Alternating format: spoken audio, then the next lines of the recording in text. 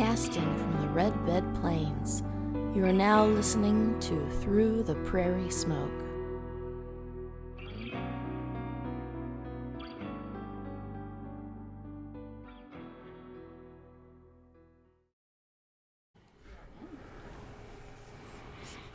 Welcome back, everyone. We're here tonight with another episode of Through the Prairie Smoke. I'm Tyler. And I'm Dustin. And we have a special guest featured in our episode tonight. Yes. And it was we had this thing set up, and then it was just going to turn into a tour. And anyway, I think I texted you, and I was like, I've lost control of this situation. Are we going to go through with it? And we did, and it was great. It was fine. But anyway. You had me really worried at first, though. I may have a tendency to be overly dramatic at times, but I did have no idea what to expect. So we have these. Those recordings were made prior, but we're here this evening back where we normally record. And let's talk about what we're smoking. What do you got over there? Oh, tonight I lit up an El Rey del Mundo, which we just now found out means the king of the world, and that's what they decided to name this limited run cigar for this season. But it's pretty good, and it's I don't know the wrapper. I wasn't prepared, but I think it's Habano. I could be wrong, but we do this every time, man. I know, but I have notes this time. Okay. Like flavor notes. Okay. I don't normally get, like, this is a really unique blend, and I've smoked a lot of cigars. Sure. And this one actually has some citrus notes to it. And I've heard of other cigars that have citrus notes that people are like, oh, yeah, I'm getting citrus notes. And I'm like, come on. Bullshit. You're just making that up. You had it sitting next to an orange. You're fine. Sure, yeah. But no, this one actually, I smoked it, and I was sitting there one night, and because they don't come to me, but I'm sure, give it a few more years, maybe that stuff will start kicking. Yeah, man. But I was just sitting there one night smoking one of these, and I'm like, was that orange? That was orange. And I was like, wow. And then I was like, wow, this is a really good cigar. And then every puff, it was like, wow. Oh, wow. Anyways, but yeah, it's a really good cigar. So I'm glad I bought a few of them not a box of those. Sometimes you buy a cigar and you're like, you don't know what to think. Of course, yeah. Well, for the most part, I've only run into maybe 2 cigars that I trashed. Like, trashed. The rest of them have been fine. But there's still that, you still got that, should I buy 2 or 3, Anyways, but I bought a few. Yeah. Made a good decision. Good. It's a Heller cigar. Cool. What you packing? Well, I started this evening using my Falcon pipe with some Awakened Elder from Cornell and Deal, and it's a Lovecraft-inspired tobacco blend. Oh. And I'm not going to read the whole description to you because I don't know how to pronounce these tobacco names. So let's just start with the fun stuff. After centuries of undisturbed slumber, something has awakened them. In their return, a great plume of exotic smoke rises from the deep. And then it tells you what that is. And it's some things I can't pronounce, except there is Virginia's, Burley, and Black Cavendish. But there's like 4 other things. Anyway. Nice. So, but it was really, I smoked a bowl. We've been chatting a little bit, and I smoked a bowl, and I think it was giving me heartburn, man. It was real spicy. Oh, yeah? So I have grabbed my corncob pipe here, and I am smoking some Gentleman Caller again. Oh, with the that's a good one. vanilla notes of deer tongue. Yeah. So, the Grey Ghost. I love that one. Yeah. You've smoked it. I have. I've smoked it. I think I've told you this before. It gives me heartburn. Yeah. I don't know what it is. It's weird. Yeah. You wouldn't think, and somebody would say, well, that's not heartburn. That's your lungs in distress. Okay. Well, we're not inhaling it. It's not, it's for the flavor in your mouth and the room notes, right? We have a lovely room note going on here in our smoking room. It's a room tonight. Oh, there's not going to be any ambient noises. No ambient noises tonight. It's a little chilly out. It is. So this has been a great week so far. It has. Yeah. My electricity bill is going to be awesome this week. Right? So, shall we just play our first little part of the thing here, and we'll just go from there? Yep. All right. So, hang tight, and we'll start with a little history from our special guest.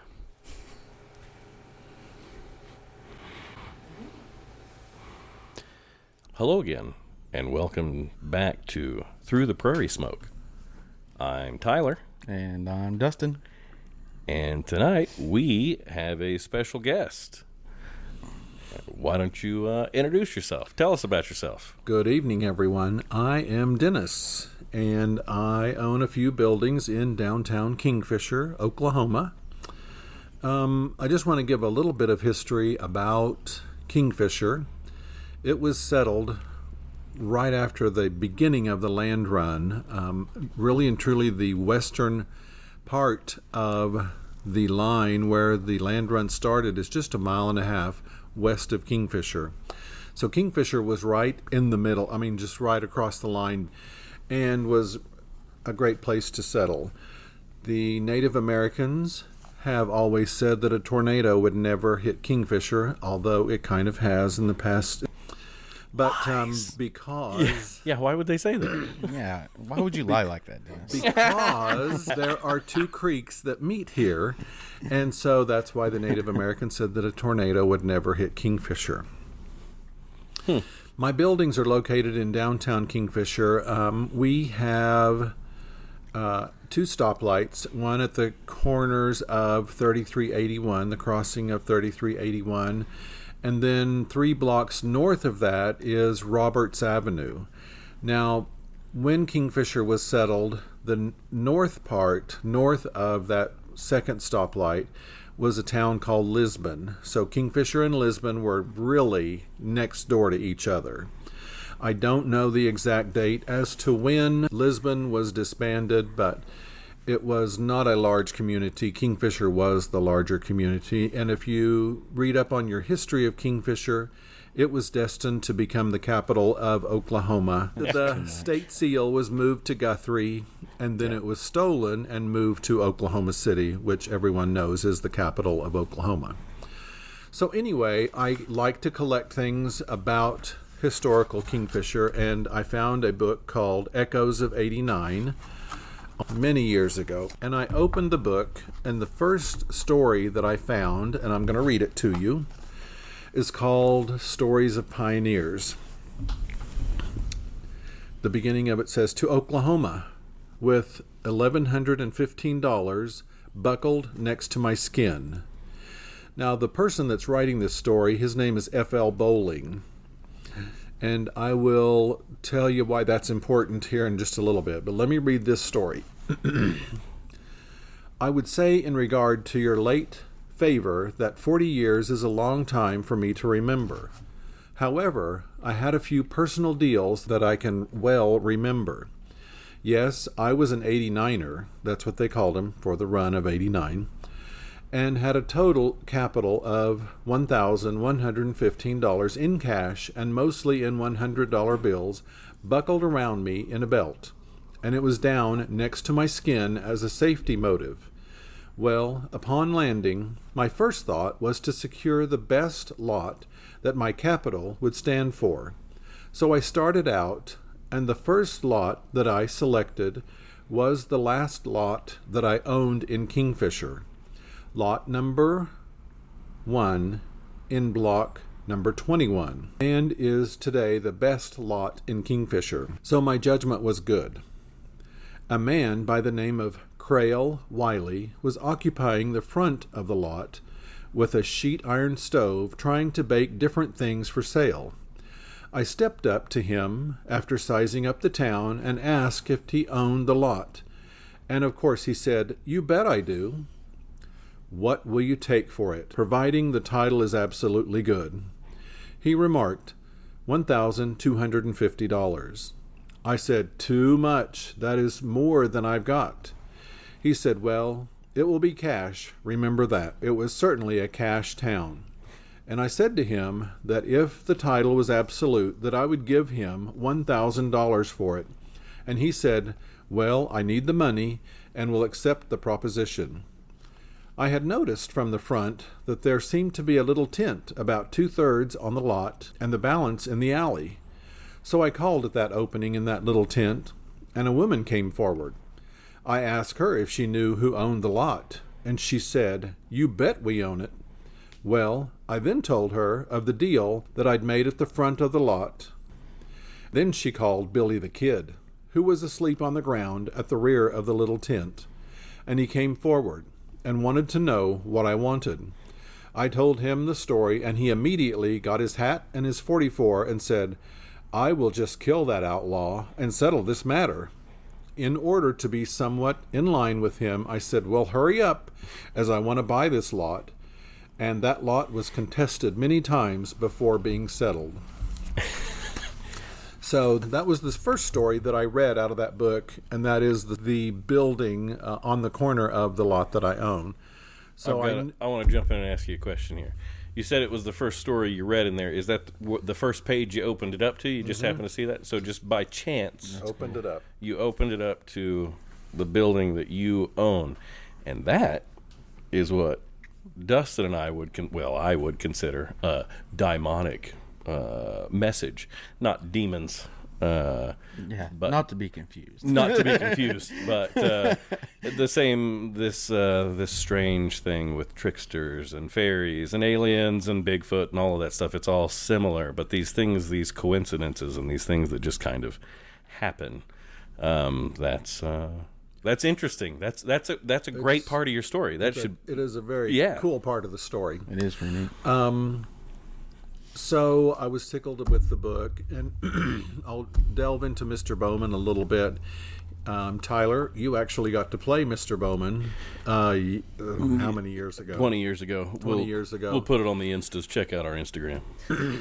Don't age us. Mr. Bowman came by train to Kingfisher, fresh out of Drake Law School, with $12.57 in his pocket. All right. To set up a law firm here in Kingfisher. I think that was about 1897, possibly. Mr. Bowman purchased the building from F.L. Bowling. Mr. Bowling had moved to California, so everything had to be done via mail at that time of the turn of the century. No internet. Yeah. No telephone. In my opinion, the building is one building because it is connected at the top, but there are two retail spaces at the ground level, and those are currently rented. Mr. Bowman was a very avid Democrat, and I acquired his little black book that has all of the names of the Democrats of the surrounding towns at that time. He had 4 wives. Because he was a Democrat? No. Unrelated. Sorry. Okay. I'm a good storyteller. But anyway, Mr. Bowman had 4 wives. He married Edna Hoffman, and so I think they were married in the 40s. He passed away in 1957. She passed away in 2003. We moved our business downtown in 1985 and are still here today. And so in the main 25 feet of our store is where Mr. Young opened his 5 and dime store in 1927, which became TG&Y in 1933. Okay. Tomlinson, Goslin, and Young formed a consortium buying group and had a warehouse in Oklahoma City that did so well for those 3 men. They formed TG&Y. I don't have any history of these buildings prior to 1927. when Mr. Young opened his Five and Dime. But in the building at the corner, which was 222 and 224 North Main, there was a grocery store and then Walton Drug Store. Earl Walton, Sam Walton's uncle, had a drugstore here. He had two sons. One of the boys had a store in the back where you'd glue models together, cars, trucks, planes, everything. On the second floor, Mr. Bowman had his offices. There was a dentist up there, Dr. C.E. Pyatt. And then there were 6 two-room apartments that went west all the way to the alley. There's several different stories about what happened or what those two-room apartments were used for. They did not have a kitchen. They did not have a bathroom. The building only had a men's and women's restroom upstairs. My mother worked for Walton Drug in the early part of the 50s and remembers going upstairs to use the restroom. So those rooms, and we'll go upstairs and see them. But anyway, there was a large room and a small room, but that was encompassed what we would call an apartment. The only access to those rooms was the fire escape. There is a interior, or I don't know exactly how to word it, but a door that you can go out on the fire escape and get into the main part of the building. But we have planned up there several apartments and 4 sleeping rooms, one for each of Mr. Bowman's wives. He was concurrently married to No. 4 people? No, not concurrently. They all died, so he married another one. Yeah. So I'm going to fast forward a little bit, actually 2010. We started working on the building, ground level, to get it ready to be rentable, because it was not rentable by any stretch. And then we decided that we needed to go ahead and do the plumbing upstairs because we were putting sheetrock on the roof, the ceiling of the ground level rental.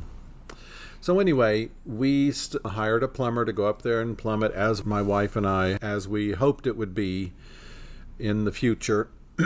And so there was a young man who was hired by the plumber. He was a high school student who later told Dane, our son, that that would be the last time that he would go up there, that footsteps would come up behind him and he would turn around and nobody would be there. So that was our first experience, or what word would I use? That's fine, yeah. Experience about it possibly having a spirit up there, or Sure. Yeah. Some kind of activity. I don't know. Yeah, we spirit are- activity. That's a good word. But So on our podcast, we are very open to whatever it may be. We don't know. So- and we're not ghost hunters or anything like that, but we are very interested in the stories and we are very interested in the experiences. So after the upstairs was plumbed and the downstairs was rentable and rented, we found out that a paranormal came to our mansion, and Paranormal investigator went through that and went through the mansion, and I thought, well, I'm going to give her a call and have her come by and see what she says. So her name was Lynn. She lives in a town near here. And so she came and went up there. We took her up there, and she went up there and decided that, yes, there was some activity and she'd love to come back. While she was up there, she took a few pictures, and if I did my homework and got my pictures in order, I wouldn't be fumbling through pictures right now, but It's an audio medium. We can't see it anyway. I know. But anyway, I do everything visual. So anyway. So as you see upstairs, when we get upstairs, I will show you where these pictures were taken. She always kept her camera. That was before phones had really working cameras. And so she came back down. She said, yes, there's definitely activity up there. I would like to come back in the evening sometime and we'll go up there. And so she had this picture. She took this picture up there out of a window, and this is looking from the 222 location, Street looking address. west. And you can see a bolt of light coming out from a window, and my logical mind says that is a flash reflecting in the window. Yeah. She told me that she had several people look at it and it was unexplainable. She also took this picture up there, and if you'll notice, this is the wall. This is the window she took the picture out of, and she was looking west. But this picture is taken from nearly the front of the building looking west, and this is a hallway. So we're looking at the opposite side of the wall. And we're in the afternoon, about 4 o'clock, and this wall is backlit. Have you seen those pictures, Tyler? I haven't seen these pictures. You thought I had, but I haven't seen these. So the wall is backlit. And when we're up there, of course, it's dark now, but you'll be able to see why I feel that it is a mystery, how that wall is so backlit with that color. Because it's 4 o'clock in the afternoon, and this is looking west. Yes. So you would expect that wall To be dark and shadow. be dark, but light coming in through every one of those windows. But instead, it's interesting. No, I haven't seen those pictures. Full disclosure: this is my dad. Everyone. So we went ahead and scheduled a investigation, is what Lynn calls it. We went up there in the dark.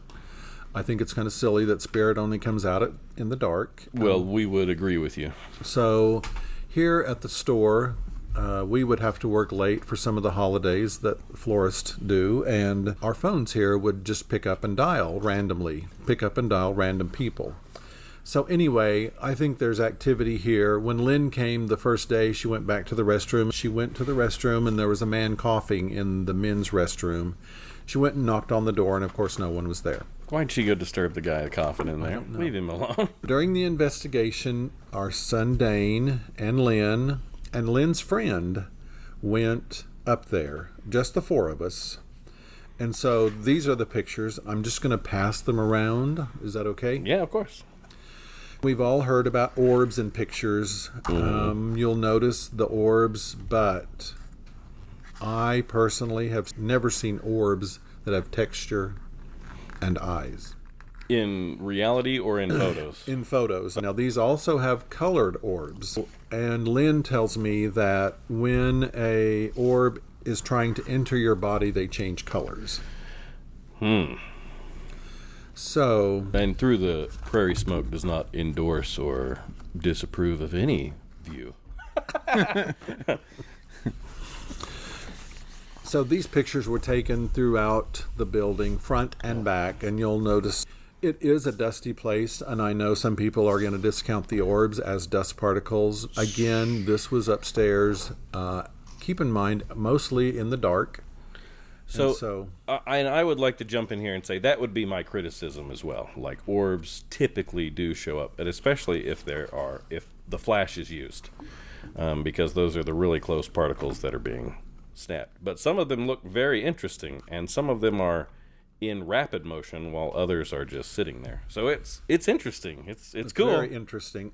So this picture that I'm going to pass around is Lynn. We were standing towards the back, and you can tell this is, by these pictures, everything is really trashed up there.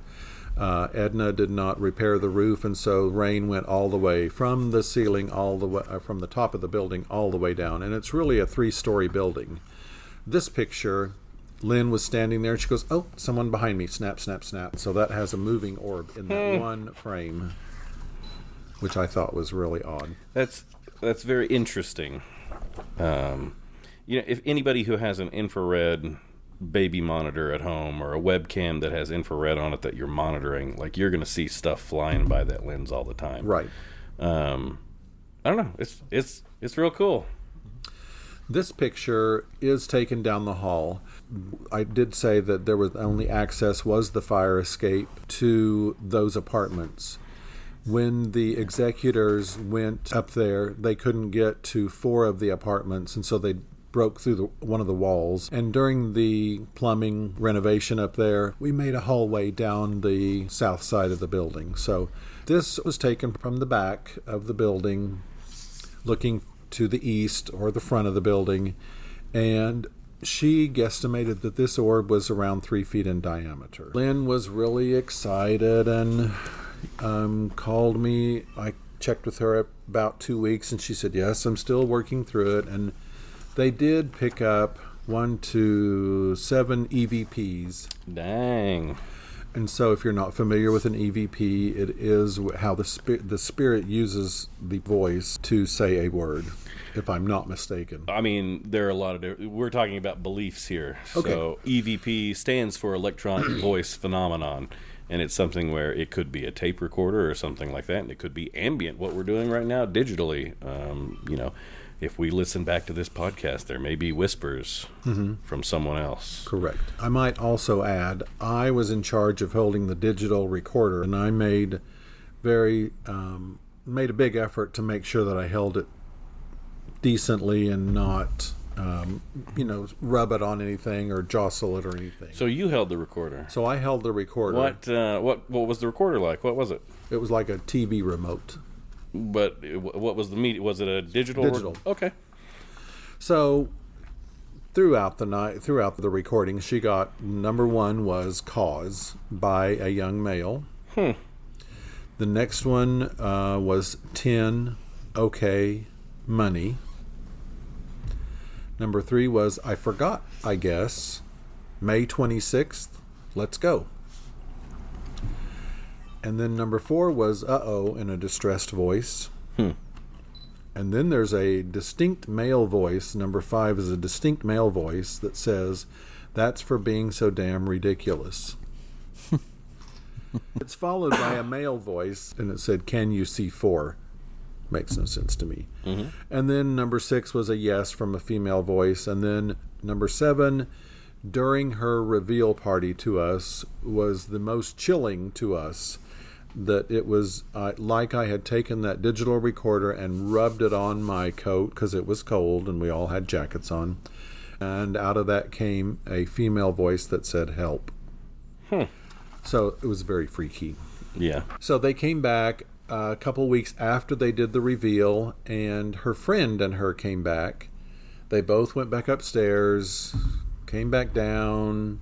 We said, we appreciated her coming and doing that and giving us the information. And so I'm going to fast forward that little story of Lynn to this January. A customer came in the store, and we had to have her last name for information. And her last name was Lynn's last name. I said, "Is she still alive? And she said, "Of course she's still alive. She's my aunt. We just don't see her too often, but she's still alive." And so told him the story about Lynn coming to do a investigation here at my store, and that her friend was with her, and told him about another story that I'm going to reveal later. But 2 weeks later, a customer brought Lynn's friend into the store and was very adamant that I go back up there and look for something. And I'll reveal that later, because my friend told me to do that, to wait till the end to grab you. Oh, that's part of storytelling. Yeah. Anyway. You got us hooked. You got your hooks in us. That's right. So we're going to wait until the end. Okay, great. So another group came to investigate the mansion, and I thought, well, I'm going to give them a call just to see what they have to say compared to what Lynn had to say. We set a date. They came. They were here from 9 o'clock until 3 o'clock in the morning. They had cameras, lasers, wires strung all over up there. I didn't even want to go up there because I was afraid I was going to walk through wires and stuff. So they did all that, called me 2 days later, and they disbanded. So I got no report from them. So I'm still up in the air. Was it too spooky? Well, Lynn said her summarization of the upstairs, that there is a dominant male figure up there and several female spirits.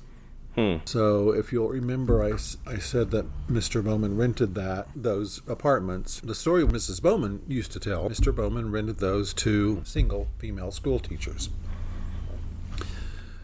But the men of the town used to know that ladies would wave men up there. So when we go upstairs, I want you to be real careful with the steps, because there is metal strips on the edge of each step. It is coming loose. It will catch your feet, especially coming down. As you're going up the steps, there's a handrail. If you want to use it, you'll notice all the gum underneath it that the kids left when they were going up to the dentist. So it's cool. vintage gum. Hard like a rock gum. When we go upstairs, we need to stay right where we are, and there could be nails sticking out of 2x4s. You'll see them. I'm not going to open any of the doors out to the fire escape because it is not safe. The fire escape is not safe? The fire escape is not Okay. safe. That's the next project, and I'm trying to decide how to pay for that. So anyway, Surely there's a that's grant. part of the story when we get back. There is a Northwest Oklahoma historical group that put my building on their list, but there was no money. Yeah. They just put the building The designation.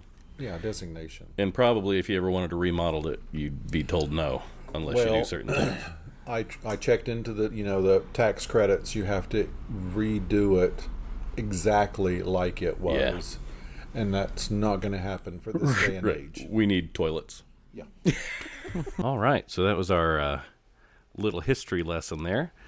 And at this point, we stopped that interview and we moved our wireless mics because it was time for the tour of that building. And I think we got started around 7:30. That's when I think that's about the time. I think you're about right. Yeah. And so we get our wireless mics on. We march out the front of my dad's shop. And then we go and walk up the stairs and have our little tour. And it was the three of us, the usual three of us, the podcast crew here, Tyler, Dustin, Susan. And then it was my dad, who was our host for the evening. And then he had some friends with us as well. So there may be some moments up here where you hear some other people talking or there's some laughter, but there are some other people hanging out as well. But all right, let's play that one. Art. Remember, we'll go to the top of the stairs and kind of just collect there. No need to rush. Don't fall down. You want me to go first? No, I'm going first. No, Tyler's going first. Probably use some in case you fall. Last one, just pull the door shut. Did he say pull the door shut? Yes. Okay.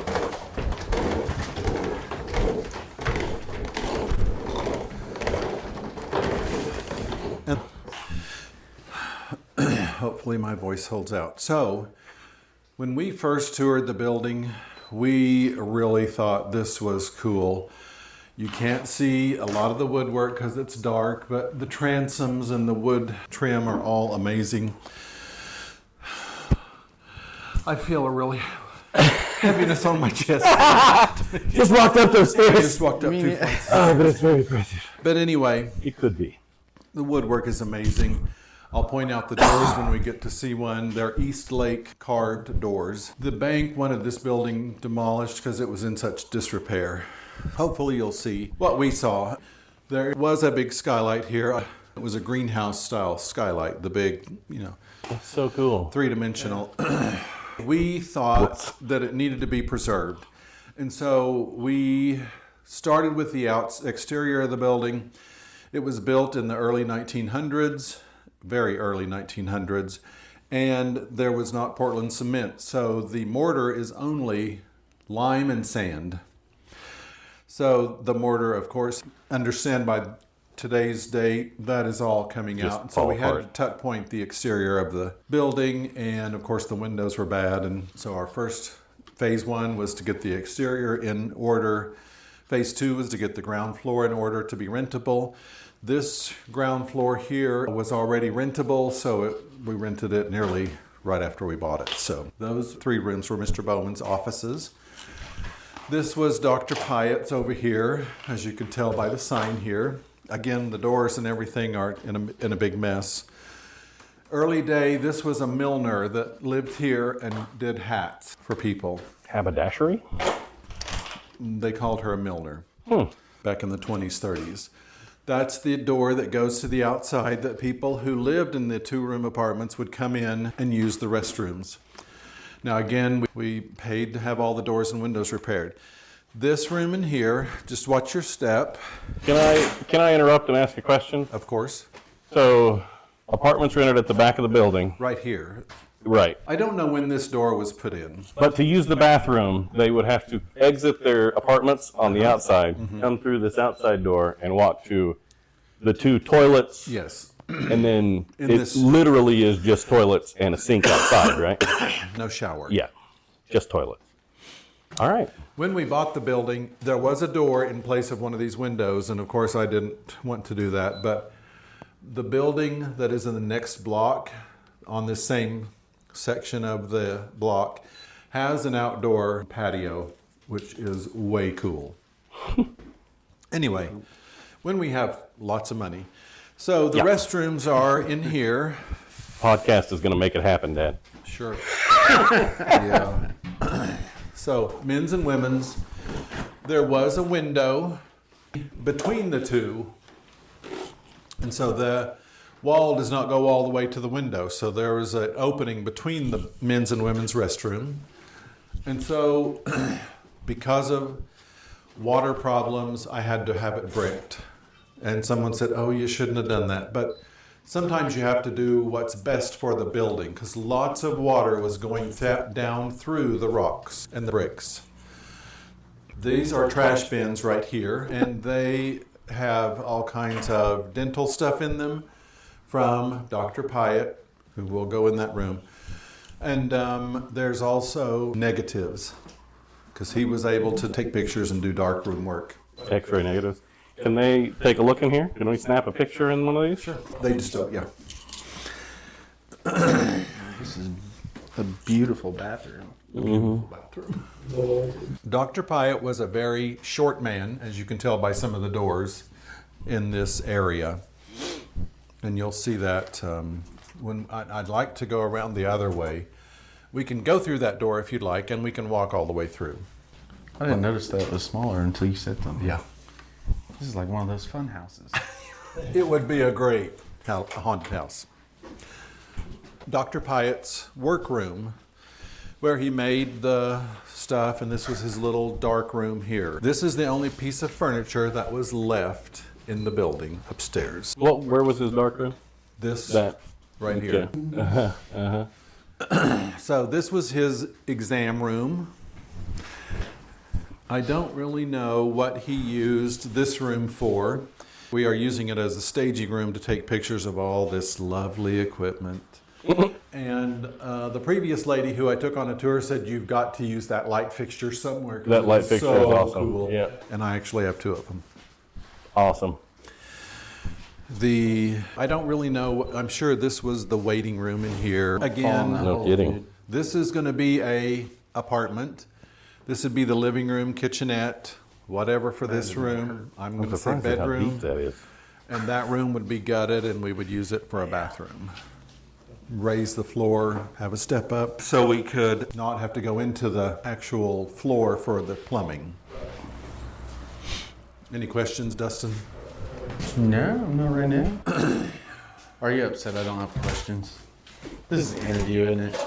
No, heck no. This is a tour. Should I ask those manly questions?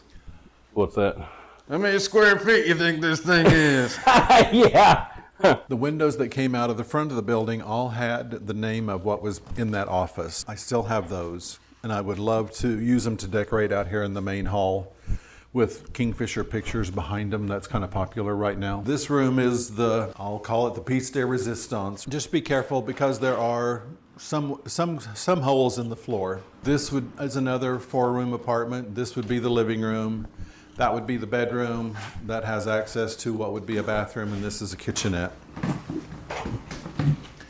We have the East Lake doors. This was Mr. Bowman's offices. I do have a postcard of his secretary, Ms. Ball, sitting at that, and he is sitting at a desk.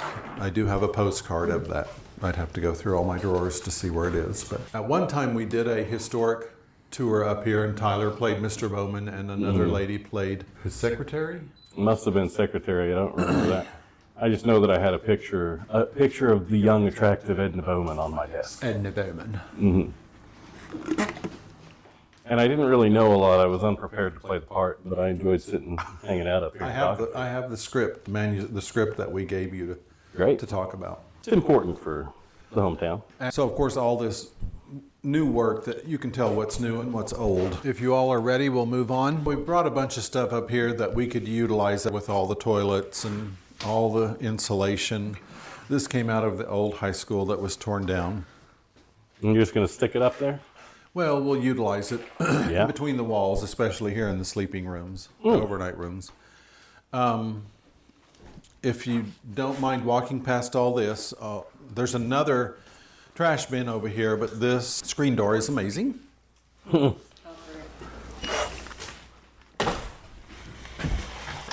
Just to give you an idea of,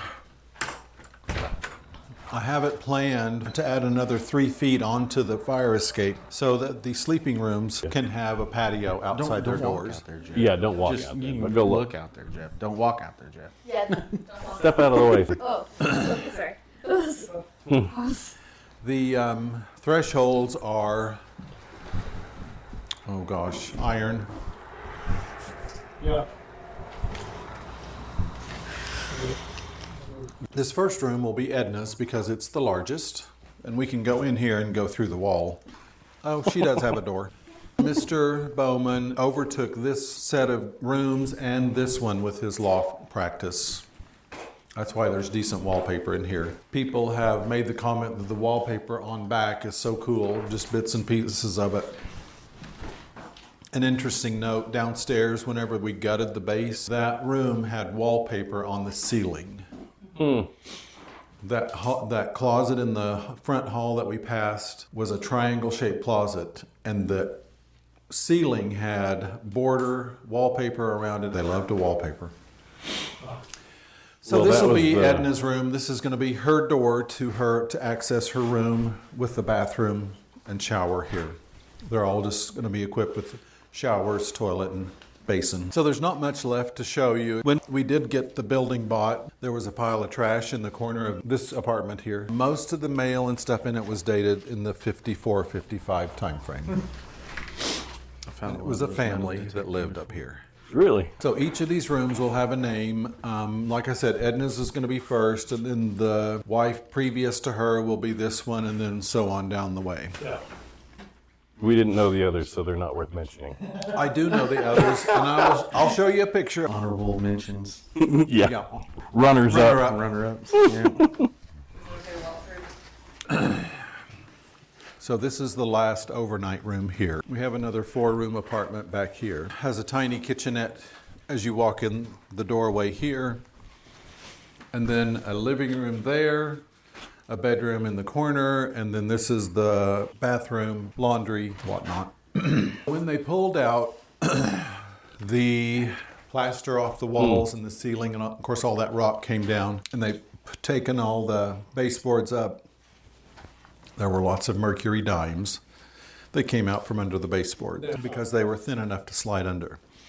When we redid the bottom, I wanted to save the floor because it was in very good shape, but the support underneath it was sponge, so it was not a load-bearing floor, plus the spongy stringers is what they call them. So we had to trash the entire floor. Now at the back, it was not safe, much like the fire escape is now because of the rain that came all the way through. There is a basement underneath the back part of it. I think there's a natural spring underneath there because it is muddy. It'd be muddy now if we went down there and we've not had rain. We had a shower today, but we've not had rain. There was a lot of drugstore memorabilia down there, and most of it had melted into the floor because of the moisture. We had lots of prescriptions. Back in the old days, they used to have outhouses right here at the alley and behind drugstores. The druggists would go back there and take a bottle and drink it because they were mostly alcohol and throw the bottle down the deal. And so next door to my business, they had to reconnect the sewer. And so jokingly, I told the guy who was digging the deal, I said, "Now, if you find any bottles down there, those are mine. So you bring them to me." I was kind of joking, but he did. But him and his kids had a blast looking at all the old bottles and cleaning them up and doing research on them. But anyway, they're in a box somewhere. Yeah. Cool story. I Yep. like that. So are we ready to go back down? Sure. I didn't finish my story. Where the cash register sat down there, so we had to take up all the stringers, all the floor. There was nothing to put the stringers on right inside of Angelita's front door along the south wall. So they had to dig a foundation. Coins just kept coming out of the dirt, slid underneath and down into the dirt, underneath the baseboard and down into the dirt. Oh my God. Cool things. Yeah. Cool. Yeah. So anyway, Awesome. you guys will have to come back in the day to see the wallpaper because it's cool. So the fire escape goes along the building, around the back, and then the stairs come down into a little area right here. You might notice it next time. We had to build a gate to keep kids out. That wouldn't keep kids out, but at least we tried. After Edna passed away, the Catholic Church bought her home, which is right behind the fire department. Beautiful home. That was Mr. Bowman's home for all of his wives. Yellow. White trim. And Tyler actually got to do demolition in there, but she had a beautiful light fixture in the entry along with a baby grand piano. But I was able to buy all the light fixtures out of there, so I'm going to hang it right here in this stairway. It'll be so cool. As we go downstairs, remember, hold on to the rail so that your feet don't get caught, or if they get caught, you'll at least be a little bit stable going down if they get caught on the metal strips. Pull up the pant legs. Oh, I probably should point out the bird carcass on the floor. Did y'all see that or not? I noticed. I shot several pictures. Okay, on the good. video. Because now it's just a skeleton. Yeah, it is a husk. And then you can tell that we store all of our floral stuff up here. Okay? Which room's the cigar lounge? Yeah, Dad, where is never the said cigar anything lounge? about the cigar lounge. Is that Well, the that front would one be here? most likely those two rooms right there with the outdoor patio. Okay, awesome. I was gonna say, you got plenty of rooms. Don't be stingy.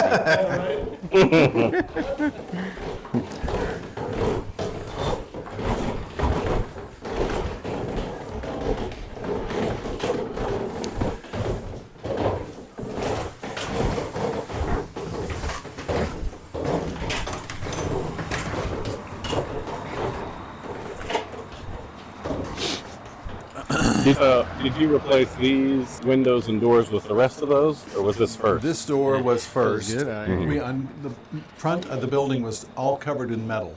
Right. Mm-hmm. And so we took it off and these windows showed up. Well, that was the tour. And we were up there about 30 minutes, Yeah, roughly. marching around up there.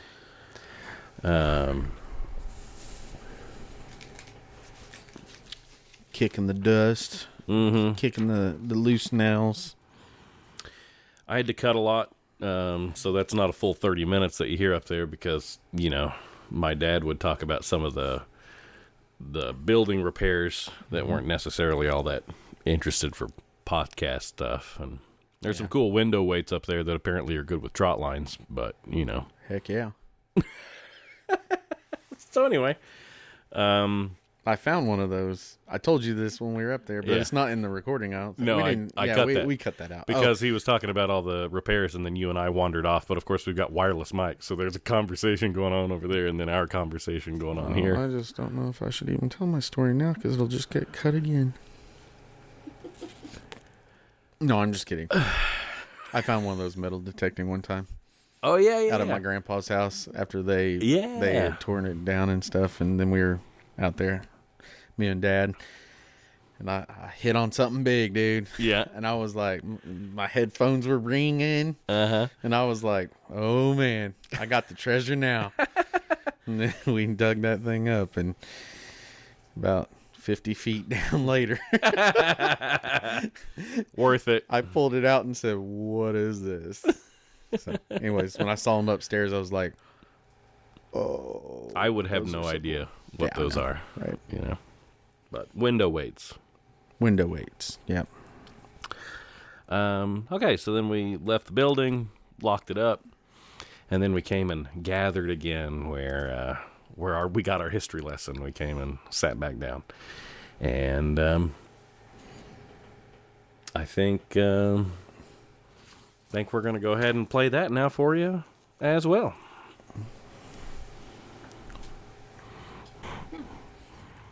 So early on, about 2005-ish, after we had bought the building, I began joking that Mr. Bowman left me a box of money up there that I need to find, and so that we could remodel the place and bring it back to its grandeur. That was one of the reasons why I had Lynn come and do the investigation. But before the ladies came, I went up there. I said, Spirit, I'm going to have these ladies come and do an investigation here at the building, and if you're so willing and you want to tell us where that box of money is, that would be the time. So when we were up there, like I said, Dane was with Lynn and I was with her friend, and we went to the back and Dane and Lynn stayed at the front. And I said, okay, Spirit, these are the ladies I was telling you about. Now is the time to tell us where that box of money is, if you know where it is. Lynn did not hear me say that. 2 or 3 weeks later, she called me and she goes, what is the deal with the box of money? And I said, well, I didn't want you to know about that to see if anything actually came of it. And she said, they know where it is. And so it's up there. That's all you got? That's all I got. This EVP about 10 box, okay, let's go, was to me a reference to the box of money. So again, I still joke about it today. But anyway, when the lady came back to my store, the friend, remember I told you, fast forward to this January, the customer she brought the friend that came with Lynn back to my store. That lady marched right back to my work table and she goes, have you found the money? And I said, no, I have not found the money. What are you doing standing here? Go up there and look for that money. It's there. They know where it is. And I said, sure, I've got a funeral to do. And no, you need to put that down. You need to go and find that money. I thought, okay. And I remember I told you that they came back. They wanted to go back up there. She said, I went back up there with Lynn, but I got to the top of the stairs and I kept hearing, get out. And she said, I do not want to take him home with me. I told Lynn, she said, I've got to go. I'm not going to take him home with me. I don't want him attaching himself to me. I'm going back down the stairs. So another wrinkle in that box of money story is one of the executors of the estate brought me a box of keys, and they're way cool. What is the jar that they're in? Hell on the red, party dip. Great. There are really old antique keys in here. And so I put it, when she gave it to me, I put it in the file drawer and didn't look at it and thought, well, maybe I'll open it up and look at it one of these days. There's a safety deposit box key in it. That's cool. So everything in here has a tag on it. Almost everything has a tag. And this one says First National. You know, in this day and age, most everything after 6 months is given to the Oklahoma Unclaimed Property Fund. And I'm sure that would have been done to that, but it's still something that I need to research. I sent an email. I called a First National Bank and she said, sir, there's 10 First Nationals in Oklahoma City alone. Okay. But Edna, being the prim and proper person that she was, would only go downtown to the First National building, where the restaurant is and the bar and the hotel and the apartments. And I think there's a bar, and I thought it was in the vault. It is. I've been there. And so I wonder if there are safety deposit boxes left in there for ambiance. So I went to my banker here and I said, okay, say I walk into First National or wherever, who is ever in charge of that building, and I say, okay, I have the safety deposit box key. What's going to happen to me? Are they going to call the police and I'm going to jail right then, or what? He said, no, they're not going to call the police. They're going to think you're crazy. Keep in mind, Edna's been gone 21 years. So he said, this is what we do here. There's an unclaimed safety deposit box. We drill the keys out and catalog what's in the box, put it in a box and put it in the basement, and that's all we know about it. That's all we do with it. I want to jump in for a moment. Sure. And with the former podcasts that we have done, we've talked about the Fox Sisters and stuff like that. Yep. So neat little callback to that. That key was manufactured in Rochester, New York. Seriously? Yeah. That's cool. Wow. So That's great. That's fun. Yeah. Kismet. Mm-hmm. So this lady that came and did the tour similar to this, she said, you need to tell that story about the money box at the very end. Mm. And she also told me, don't say anything about anything paranormal that anybody else has done. I told the stories about the paranormal that we had found up there.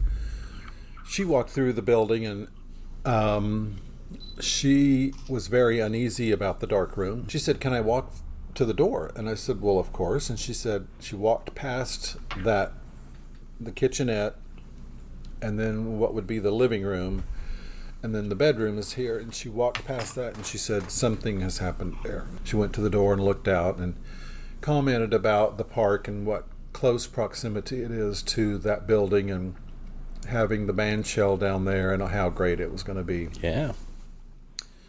So anyway, I think that's about all. Today I had another lead on a medium, a student in high school, not here. Her counselors have told her that she is a medium. Her high school counselors told her? Yeah. Wow. I'll see if I can't get her over here for a private Yeah. deal, and just take her up there and let her see what she gets. That's really all I have to show you, except this, and these are Mr. Bowman's wives. Oh, okay. So we have Clarissa Potter. She married in 1903, died in 1909. Lena Odessa Pollard. She married in 13. She died in 31. This is the dapper Mr. Bowman. And then this is Mary Crosswaith. She married in 33 and she died in 38 plot. Edna's wedding ring had to be shipped back to the family. It was a family heirloom, had to be shipped back to North Carolina. There's also a sign in front of the courthouse that Kingfisher is the birthplace of the Oklahoma Historical Society, and if I'm not mistaken, that's credited to Edna. And so when I went and saw her placard, we went to the Historical Society, and I saw their display of TG&Y, which was a steno notebook this big. And TG&Y was the first company in the United States to do $300 million in sales. And they denoted that with A steno pad. Steno notebook. No, after we had bought this much of the building, I started collecting stuff off of eBay. One day in about 2005, a man and two ladies walked in the front door, and the lady said, "I think you'd like to meet this man." And I said, "Oh, really?" And she said, "Yes, this is Mr. Young. He wanted to make a trip to Kingfisher to see what was in his original first store." We took pictures. He got my business card. I don't have a picture to my name. He sent me the book that's in there with some newspaper clippings, and that's all I got of that. But he signed it, right? It is signed, yes. Yeah. If you haven't read his book, it is really a cool book. It's called The Making of a Merchant. He sold newspapers. They lived in the country, very poor family. When he got to college age, there was the College of Business and the College of Agriculture or whatever, because it was Oklahoma A&M. And he didn't know which way to go, and he went to the business school. Credits most of his success to what he learned at that school. Him and his wife had 2 children. They are both deceased. There's still TG&Y money out there. Now, did we talk about why TG&Y is relevant to modern America? So when Mr. Young had his TG&Y store here, he lived in an apartment across over here on 7th Street, and he would go home to lunch. This had to be after the advent of the telephone, because this story was told to me that employees would call him and say, "Mr. Walton is here taking notes again." So Sam Walton would visit here, take notes about how he was displaying his merchandise. So realistically, TG&Y was the precursor to Walmart. Of course it was. Yes.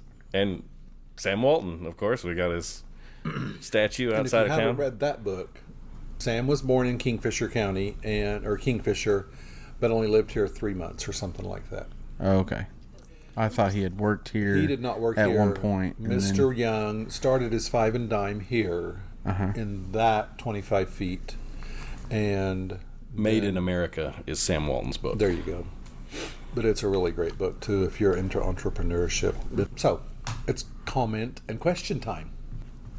Do you guys want to reveal anything that you felt, saw, thought? We don't want to put you on the And spot. what about smells? Does that have anything to do with it? Because as we came down the stairs, we got to the landing, and the smell changed. So that is something that I noticed as well, and that's why I was asking you about the doors and windows, because if they were replaced at the same time up top, it's so much warmer up there. Well, there's no air circulation. Well, that's the thing, but it's an But- old building, So and when there- you get to the bottom of the stairs, It was cool. it's colder. So is there a draft at the bottom of the stairs? And I would say there's not. I didn't So- feel that. It just The staircase feels different. There is a closet under that staircase in the office complex. And that building has a wood floor all the way through. Now, there's a basement, like I said, about 2/3 of the way back there, but it is a square basement. For some reason, there are 2 concrete, look like feeding troughs to me, where you would feed an animal. But a friend of mine says that he was a possible TB carrier, and that's why his wives did not live very long. And Edna was not with him, probably slept in another room, because Mr. Bowman had a goat operation. Did I tell you that too? Mr. Bowman had a goat operation when they got married. Whatever the hell that means. they sewed in a goat testicle. Is that what you know is truth? That or is what? that is something that they did, and that is the only thing I can think of. Who worked for me. No way. Huh? No. Go ahead. Who worked for me knew Edna when she got married to Mr. Bowman, and that was the story around town, that he had a goat operation to keep his virility. Yeah. Oh, I don't know. Probably impotent. Goat operation, is that what it was said? Yeah, I don't know that I've Googled it, but anyway. Well, it autocorrects to goat opera or gout operation. I was gonna say, you might want to be careful these days. Yeah, no kidding. So those are really all of the paranormal type stories that I have. Now, I'm going to jump in here and say goat operation. This is also, it could also allude to he had a goat business, an operation. Mr. Bowman did not do goats. He He did have troughs. So I think they got married in about 47, something, that time frame, him and Edna.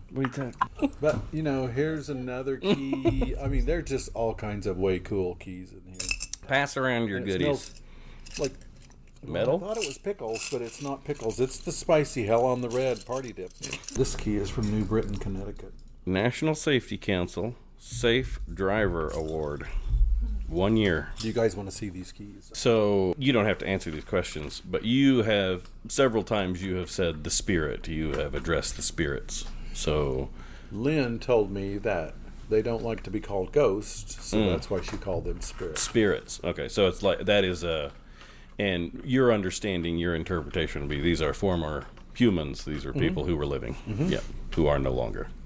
All right. So I figure that dominant male is Mr. Bowman up there. All right. And With his goat testicle. Yeah.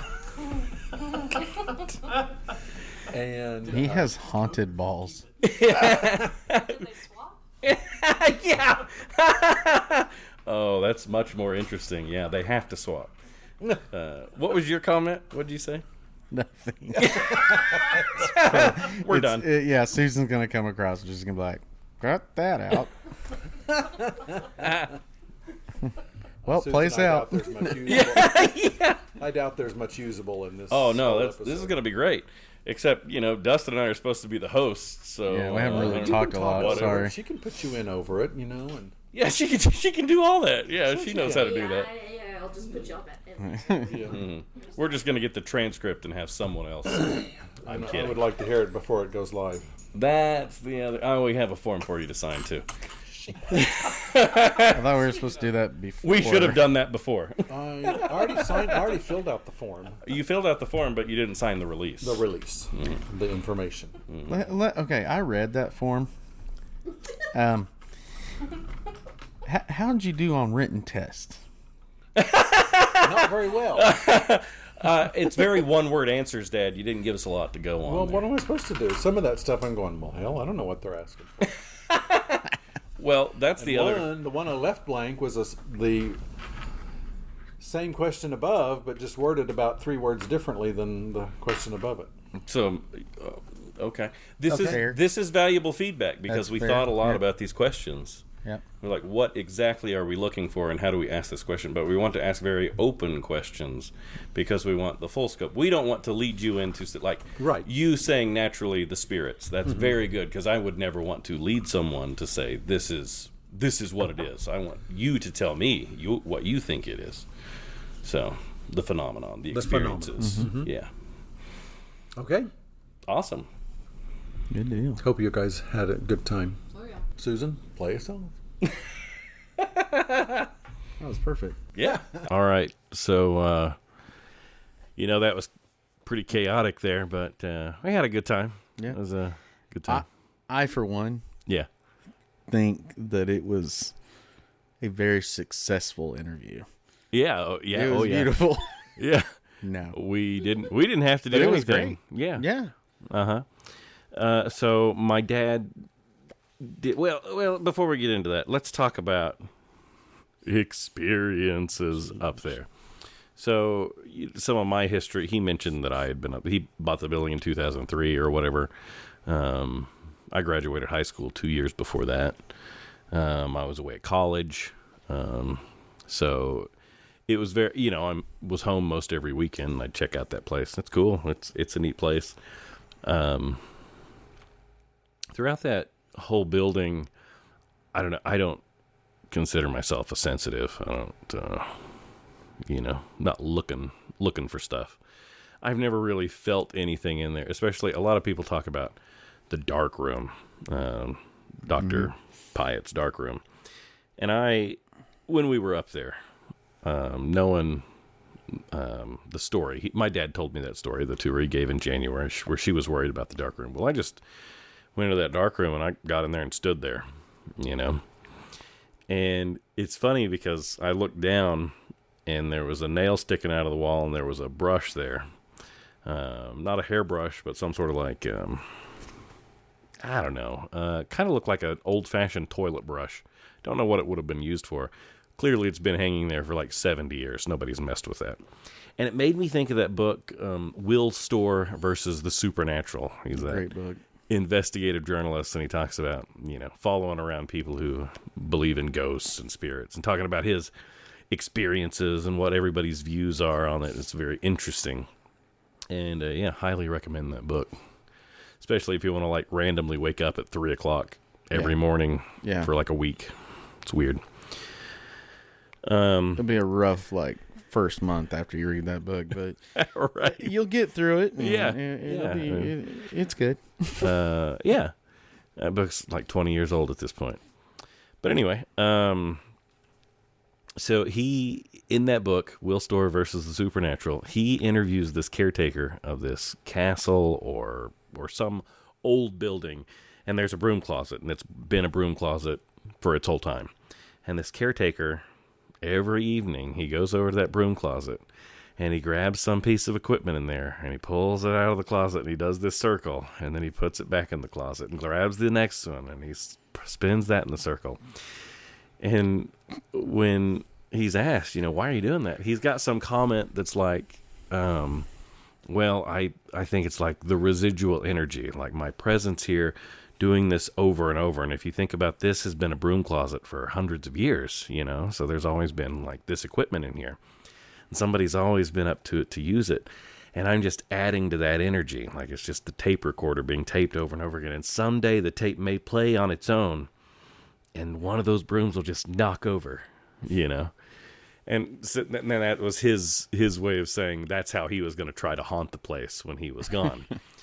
And it made me think of that, standing there in that dark room, looking at that thing hanging on the wall. It's probably been there for 70 years. And just think, if somebody was doing that, they would have to wait for the right person to come by and just notice it moving, you know? Yeah.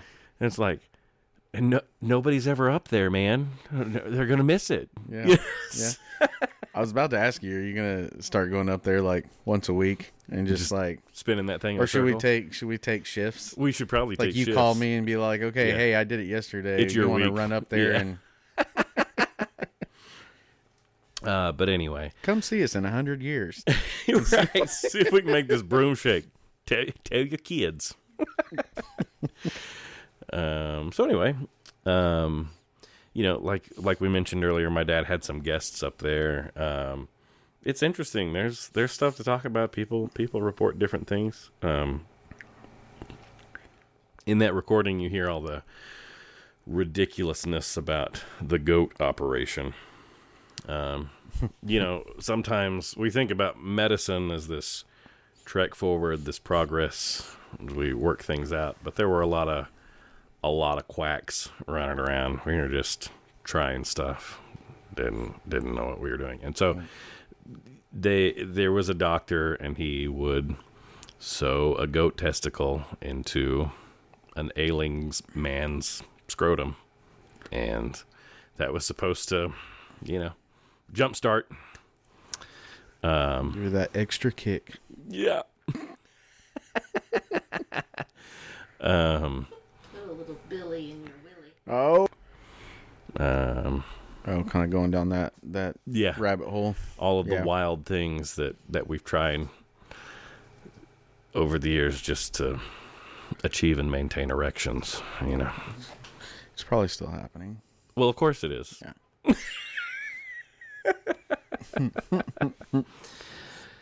Just buy a big truck and be done with it. Come on. Yeah. Well, it was really cool upstairs, walking through there and stuff, which it was dusty. Yeah. Yeah. Mm, My allergies were kicking the next day. really? Yeah. Lame. So I definitely felt something. But You felt a presence. the presence of dust in my nostrils. Yeah. Yeah. No, it was really cool. Cool. We also have pictures. We do. We have Pictures. pictures, but it's a. Are we going to be able to put some of those pictures he talked about in there in the Insta? Oh, We should try.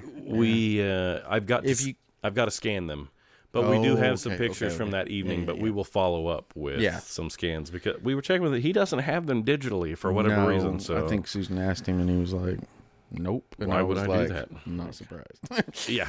Well, let's get them digitized and we'll get them Yeah. on the Instas Yeah. so everybody can see what we were looking at.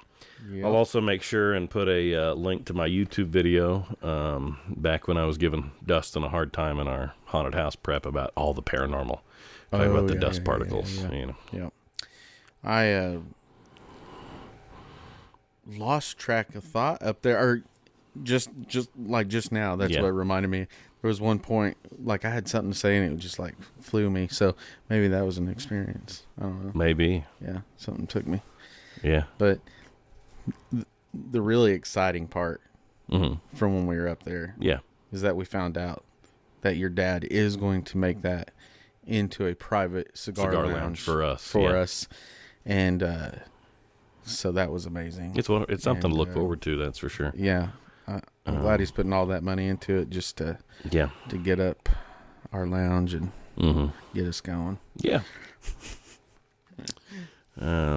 So what was the timeline you put on that? 2 years? Was it 2 years? That Yeah, was the timeline? I think I Okay. kind of put the pressure on him. Right, There at yeah. the end, I don't think it was recorded. No, That was I had to cut it for time. Yeah, But yeah, 2 years, you said. yeah. All right. My dad did mention that if you're ever in Kingfisher, swing by Designs by Dennis. He'd love to tell you this whole story all over again. And also buy some amazing flowers. Oh yeah, pick Yeah. up some of his. He's an excellent florist. He actually is really good. It's at what really he does. good. Yeah. These history and paranormal tools. This is just his hobby. What he does is flowers. That's his thing. Let me tell you, I'm going to tell you this. when we first got there, I have not been in your dad's store, like in the back half, for a long time. Sure. And I used to work up there, so I used to be back there all the time and stuff. And when me and Susan came in that back door and came in that back storage thing, dude, it was like nostalgia. Yeah. It just hit me. That smell. It's a unique smell in that of building. course. Flowers. And it it all just like came back. I was like, oh man, remember back in the day when I was scraping up floor and that working for the old man. Yeah. You know? Working for the man. Yep. My old man. Yep. Yeah, he acquired the flower shop. I think he bought the flower shop, the business part of it, I think in 1992. But then the buildings, I think he acquired later. Right. And after they were his, that's when we started, tearing up the tile, took a wall out, Yeah, when he made was that the Hallmark side? Yeah. Or whatever? Yeah. When we had that all cleared out and we were that old linoleum or whatever that it wasn't tile linoleum. What was that? I don't it was know. like, something. I don't know. We had scrapers and we were running across trying to break that stuff off. And, Yeah. and we had calluses and. Oh, yeah. Good work for high schoolers. Yep. It was great until Tyler got to go off to band camp, and I was like, "It's cool, man. I'll be here. I'll take care of this." Everybody needs a hobby, man. You could have been in the band. No, it was good for me. It's good for me to work. You get to bond with my dad. Yeah. Yeah. That was also what's crazy is that was also during the Beanie Baby craze. Oh yeah, man. And your dad, I remember your dad would get new ones in all the time, and I always thought I was so cool because I got to see this stuff before anybody could buy them. Else and did. I was like, yeah, hell yeah. And I had a Heller collection. Heller collection. And I have the Princess Die. And I'm holding on to that baby because any day now. It's worth a lot. Any day. Do you have the tag protectors on it? Dude. Plastic case? The cases. Any of these random bags that I'm surrounded by in here, there's probably a Beanie Baby in it. Any of these bags. And we are surrounded by bags. Susan, you don't have to look. I was like, gave mine, the ones I had left. Yeah. To Harlan when she was younger. Sure. And we recently have been going through her room. Well, I say we. I haven't. She has. She's been recently going through her. She's growing up. She's becoming a teenager and all. And so she's throwing away some, or, getting rid of some old toys and stuff so she can have more room for different things. And I was in there one day talking to her, and she was like, I looked over in the corner and in her little pile that she's taking out, and there was a pile of my Beanie Babies I had given her. And did you say they were all? You can never throw. Did you say you can never get rid of these? Like I gave these to you, and these will be valuable. In my head I said that. Oh, but, I wasn't gonna say that. Yeah, I gotta be cool. Anyways, but she had them over there. Everything was. She's like putting them in trash bags and boxes and stuff. They're either we're gonna garage sale or I don't know what they're gonna do with it. Yeah, but over in the corner, the reason I noticed it was because the dragon. You remember the brown dragon? Yes. This thing. Yeah. It was hanging down, like out of the bag onto the floor, and I was just like, "Oh yeah, that's cool. Let's just let a $300 collector's item lay on the ground like that. Yeah. No tag protector or anything. Just gonna toss it away. All those childhood memories and." These how young much people, tile floor I ripped up to get that to thing? be able to afford that. Yeah. Your dad paid me in Beanie Babies. You realize that, right? I had no idea. Yeah. Oh man, what a scam. No. Man, I didn't realize we should have my dad here talking about this stuff. We had a Beanie Baby hotline. We'd say there was a Beanie Baby release day, and it'd be like at midnight. It would update, so people would call in and see what Beanie Babies would be available. Yes. And he limited it to like 5 per person per day, and it was those days were crazy. Cash or check. We're not doing credit cards because I gotta buy more of these to keep y'all happy, and it takes too long to get credit card payments. So Cash your check if you want to keep buying them. Yep. Man, what a wild time.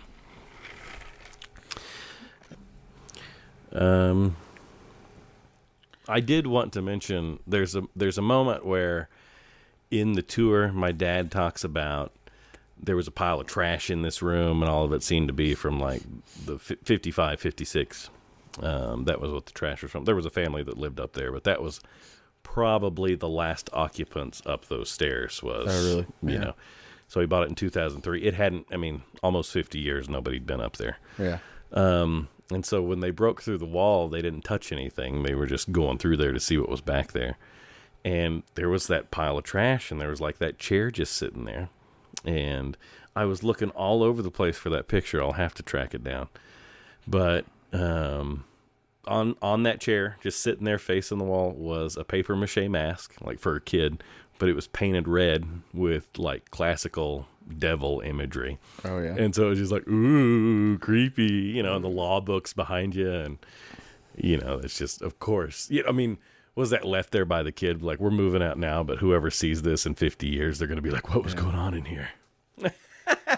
People are going to think that regardless. That's like nowadays where they're doing remodeling on the house and they'll put like those fake skeletons in there with clothing on. Yeah. And put it in there. Like somebody got... I see that every now and then. Somebody's putting the deck in and they'll go and put like a skeleton underneath the deck before they build it, you know, so that whoever has to fix the deck later will freak out. Yeah. Awesome. Yep. That's the long game there. All right. And I think we're trying to do a little musical number. And we're real excited about it. I don't know. Our producer does this stuff, but she thinks it's so corny, and I don't understand. It's okay. It's corny, yes. Of course it is. But it is hilarious. This is what AI is for. Yeah, that's what it's for. Yeah. We're not trying to make money off this. We're just trying to have a good time. Yeah. So It's all for entertainment. Enjoy our AI music, and if you'd like to hear more of that, you can check her out on Apple Music or Spotify. Make sure and check out Love in an F5. They're great. They are. They're all great. Fabulous. Listen to them. The ending of the Fox Sisters 4-part series that's out. Yeah. Oh, yeah. Now. If you on haven't Spotify. listened to it, you totally should. Yeah. And other formats. Wherever you get your podcast. Yeah, wherever you listen. They're there. The last one had a snazzy little beat. Pretty rocking, too. Yeah. Related to the series. Yeah. I thought it was good. I actually still listen to that song every once in a while. I think it's cool. Yeah. So every once in a while, one comes about and it's beautiful. Yeah. So if you want to stop by and talk to Dennis about his buildings, he's real busy. Maybe give him a call ahead of time. But I'm sure our 5 listeners, 3 of which are us. Yeah. I'm kidding. We appreciate all our listeners. Thanks for listening. Do you think I have to call him? You could probably just show up. Probably just show up. Just show up and just say Tyler. Just show up and say Dustin sent you. I'm gonna call him and be like, hey, well, Beanie Babies are coming out. Yeah, call the Beanie Baby hotline. He may still have some Beanie Baby trading cards that he's willing to sell. He may have some Beanie Baby soundtracks. If you didn't know there was a soundtrack, you should totally check those out. But we had enough. Are we shutting this down? Yeah, let's do it. All right. Play that beautiful AI music. Play us out.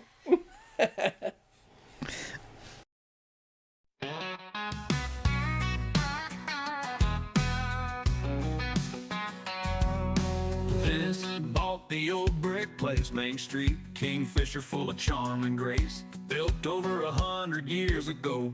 The walls hum secrets only shadows know. He sweeps the floor, oils the door, says, I know y'all been here long before.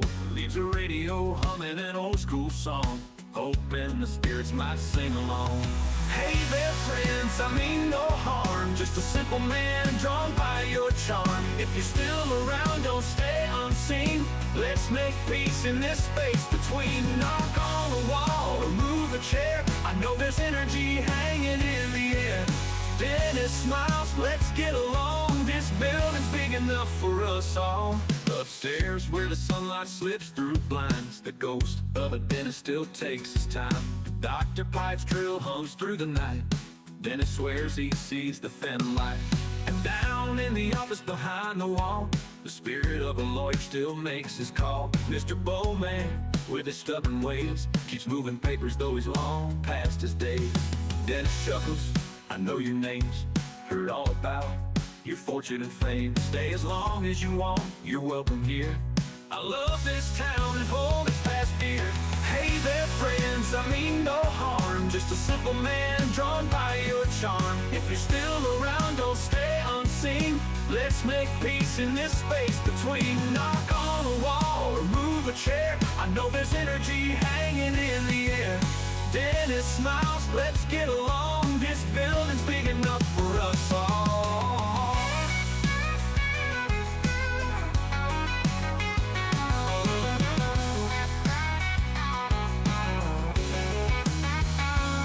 He loves the stories the locals tell of dentist drills and courtroom bells. The town's history, alive and real. He can't help but wonder what ghosts still feel. Some nights he leaves out flowers and tea, hoping the spirits might sit quietly. He whispers, y'all built this town, so you're part of its heart, you still play a role. Hey there friends, I mean no harm, just a simple man drawn by your charm. If you're still around, don't stay unseen. Let's make peace in this space between. Knock on a wall or move a chair, I know there's energy hanging in the air. Dennis grins, let's get along. This building's big enough for us all. So if you feel a chill or flicker a light, it's just Dennis checking in for the night. He loves the past and the stories it tells in Kingfisher, where old spirits dwell.